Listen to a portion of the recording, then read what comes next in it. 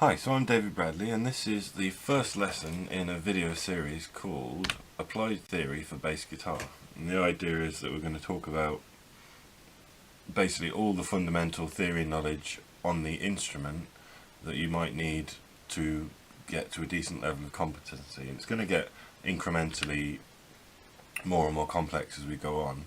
I've kind of gone through it in fairly meticulous stages. And this first lesson is going to be about fretboard knowledge, names of the notes on the fretboard and the position of those notes. So it's more or less going to look like this, and then we're going to take you through each one, so memorizing the position of the notes at each of these sort of indicators. So if you look at what do I need? This. If you look at the fretboard, on my bass here I've got inlays, so where's the first fret is here, and we've got inlays at 3, 5, 7, 9 and 12, and that's a pretty good point for starting memorizing the fretboard in general. And I've known a lot of musicians actually who've gotten pretty far with just pattern based bass playing, but I feel for the purposes of theory it's quite essential to know that, say for example, this is C, this is E, this is A, that's B, that's G, C sharp, E, for example. So I'm going to run through this as a kind of preamble, or the very first episode. And yeah, so we're just basically covering the fundamentals of the bass in general in this applied theory for bass guitar. So this is episode 1, fretboard knowledge, names and position of notes on the fretboard.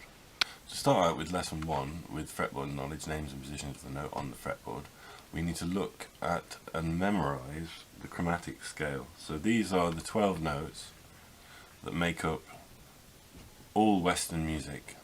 Like there are variations where, say for example, in Eastern music you might have microtones which go in between these notes, which might be something like, but that's not really in the scope of what we're doing. So we're looking at the chromatic scale, and we're arbitrarily starting on C.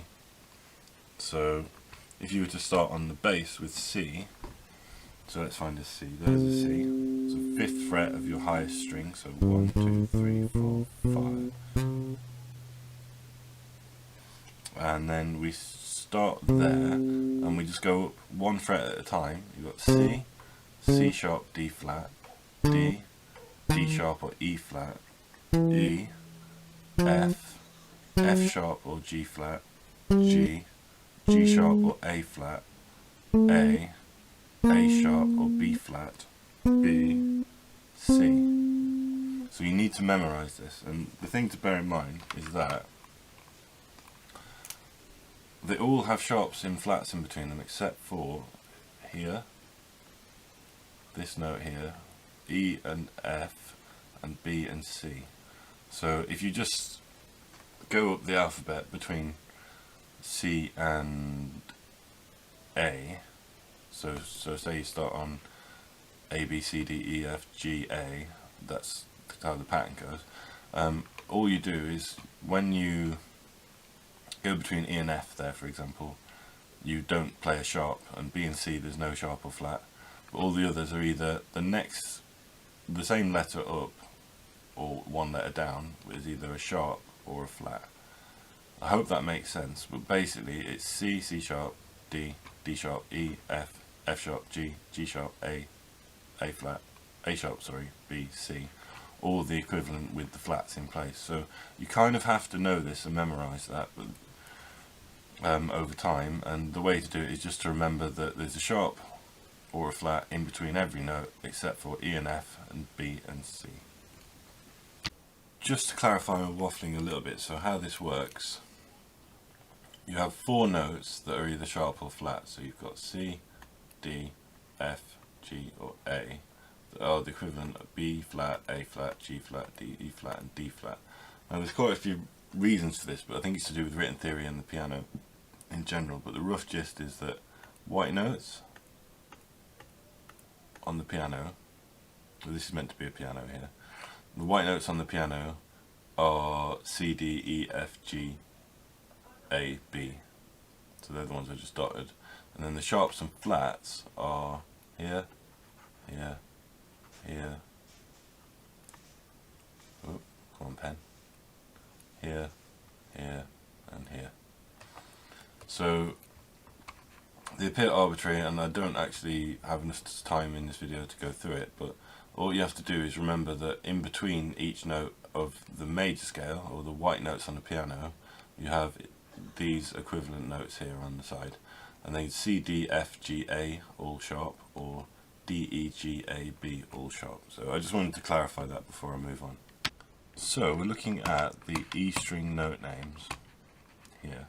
So the E string is your thickest string here. So it's E, A, D, G, G, D, A, E. And we're looking at basically where these dots are. You may notice on your fretboard, it's quite common, most fretboards have it, on the side, when you're looking down, there are dots at fret points. So you've got 3, 5, 7, 9, 12, all marked on there, and usually they can be they're marked with a dot in the middle. I've got like this inlay thing, but what I tend to do with this anyway is I remember the position of the dotted notes and then work out by proxy what the rest of the notes are. So if you memorize G, A, B as 3, 5 and 7, then you've got C sharp at 9, which is the next dot, and the next dot is the same as the open string, which is E. So if you've got that worked out, then you know that F is there, because we know the chromatic scale.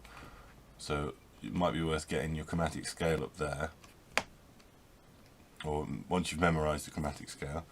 But we start with E, F, F sharp or G, flat, G, G sharp, A, B flat as I think of it, but it could be A sharp, B, C, C sharp, D, D sharp, E. So you move through the chromatic scale like that, and these are the E string note names. So I'll give you a second to look at that, or you can pause the video and kind of work through it if you'd like. But the next one we're going to look at is the A string note names. And similarly with this, so we know that the open string here, that is A, so that's our anchor point. And then we've got B flat at fret 1, or A sharp, C, D, so that's 3, 5, 7 is E, 9 is F sharp, and then back up at 12, we've got A again.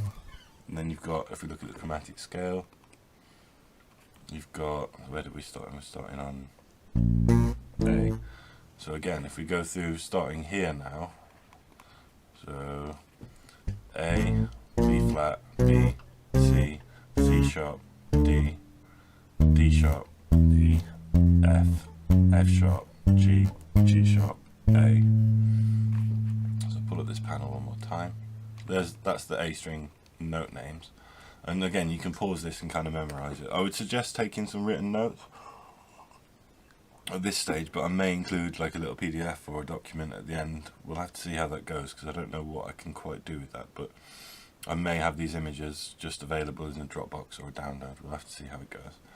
The next string to look at is the D string, and this is the second highest string in pitch, second thinnest, so that's your D string. Make sure you can see that.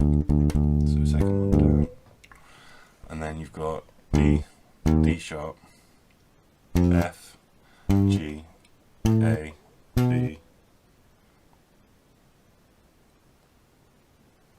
D. And then you can extrapolate from that with the chromatic scale again, which is which. So you've got E, F sharp, G sharp, A sharp, C, and C sharp.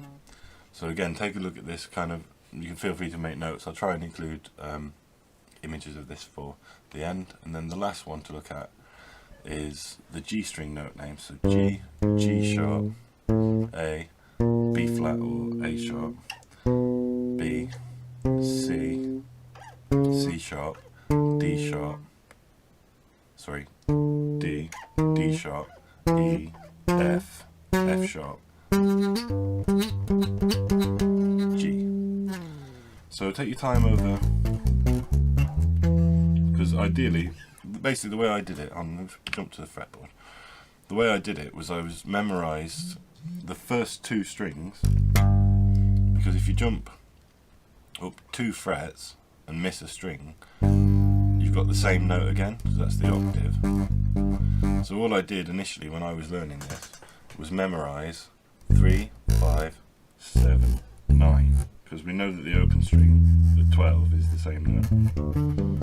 So basically when you've got G, you know you've got G there and there, A there and there, B there and there, C sharp, and then I just learned it for both strings.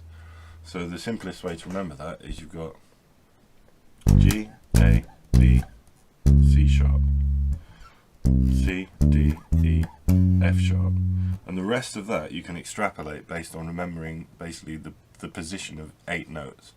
So as long as you've got G, A, B, C sharp, C, D, E, F sharp, you're pretty much good to go, and you can, as time goes on, it will speed up the process of extrapolating